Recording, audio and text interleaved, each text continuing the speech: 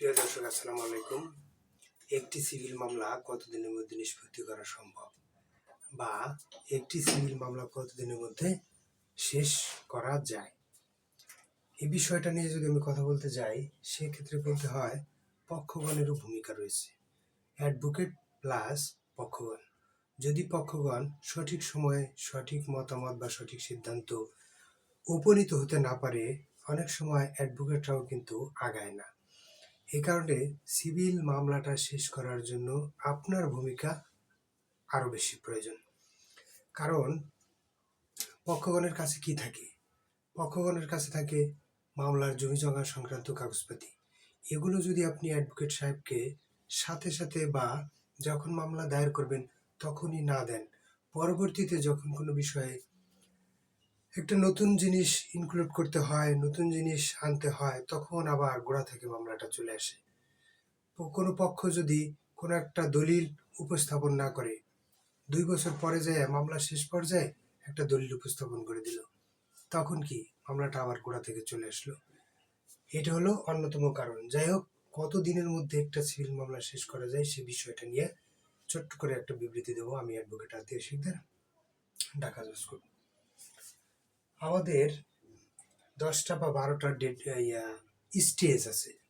এই স্টেজের আগেও মামলা শেষ করা যায়, ইচ্ছা করলে 3টা ডেটেও মামলা শেষ করা যায়, আবার ইচ্ছা করলে 12টা স্টেজের 12টা স্টেজই পার হতে হবে, এরকম করেও মামলার আগানো যায়।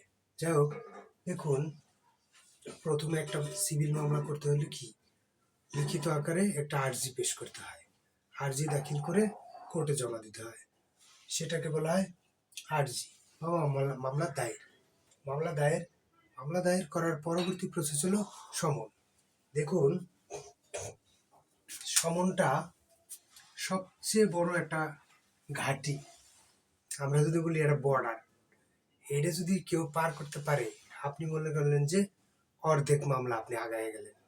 এই ধাপটা পার হইতে মানুষের 2 বছর, 4 বছর, 6 বছর লেগে যায়। এই ধাপটা আমাদের অনেক সময় না জানার কারণে, অনেক সময় পার্টিরা তদবির না করার কারণেও এটা হয়ে থাকে। সমনটা একটা ঘাঁটি। এই ঘাঁটিটা কিভাবে পার করবেন সেটা বলি। এই ঘাঁটিটা যদি পার করতে হয়, তাহলে আপনাকে প্রথমে কোর্টে যখন আর্জিটা উপস্থাপন করবেন, তখন যদি একজন বিবাদী হয় তাহলে 3টা করে সমন উপস্থাপন করতে হয়। অর্থাৎ 3টা সমনের কপি 3টা, আর আর্জির কপি 2টা, একটা কোর্টে থাকবে আর একটা পাঠায় দেবেন।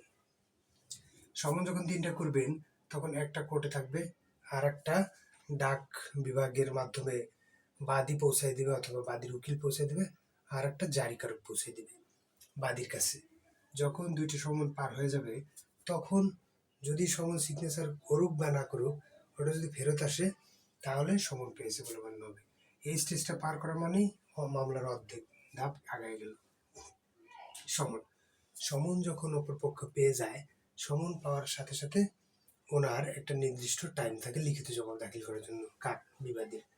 বিবাদী যদি 30 দিনের মধ্যে ওনার লিখিত জবাব দাখিল করার জন্য সময় থাকে, দেখেন 30 দিন অনেক সময় না কিন্তু, অথবা উনি 30 দিনের মধ্যে যদি লিখিত জবাব দাখিল করতে না পারে, সর্বোচ্চ 38 দিন বর্ধিত করা যায়, তাহলে 60 দিন মানে 2 মাস।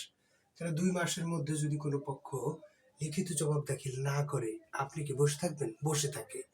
পক্ষরা কোনো স্টেপ নেয় না, অ্যাডভোকেট সাহেবও পক্ষরা যদি না নেয়, অ্যাডভোকেট সাহেব কি হাত দিয়ে স্টেপ নেবে?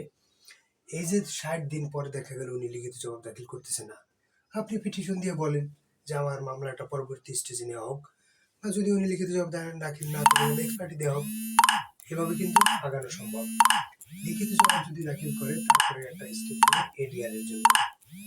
যদি এডিআর করে, মামলা এখানে শেষ। যদি এডিআর না যায়, তাহলে ইস্যু গঠন হবে। তারপরে ইস্যু গঠনের পর আরেকটা ব্যাপার থাকে, ডিসকভারি অ্যান্ড ইনস্ট্রাকশন। এর দরকার নেই, অত্যন্ত প্রয়োজন ছাড়া এই স্টেপটা নেওয়ার কোনো প্রয়োজন নেই। সেটেলিং ডেট ফর হিয়ারিং এর জন্য একটা সময় থাকবে, সাক্ষী আসবে, সাক্ষী, তারপরে সাক্ষীকে জেরা করবেন, জেরা করে সাক্ষী করতে হবে লিখিত আকারে, সাক্ষী দিলে তারপরে জেরা করবেন, জেরা, তারপরে আর্গুমেন্ট, জাজমেন্ট, আপিল রিভিউ জারি করেন এক্সিকিউশন।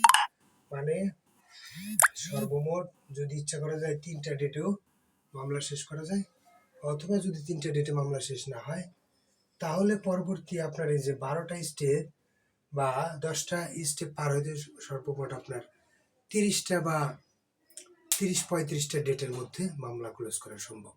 এই ডেটগুলো আপনি কিভাবে আগাবেন, কিভাবে আপনি এই ডেটগুলার প্রতি যত্নশীল হবেন, সেই দায়িত্বটা আপনার। আপনি যদি অ্যাডভোকেট সাহেবের সাথে কথা বলে ডেটগুলা সহজতর করতে পারেন ভালো, তাহলে আপনার আর ওই দীর্ঘ 10 বছর 20 বছর মামলা চালানোর প্রয়োজন হবে না। আপনি অল্প দিনে মামলা চালায় মামলা ক্লোজ করে নিয়ে আপনার জমি আপনি ভোগ করা শুরু করতে পারবেন।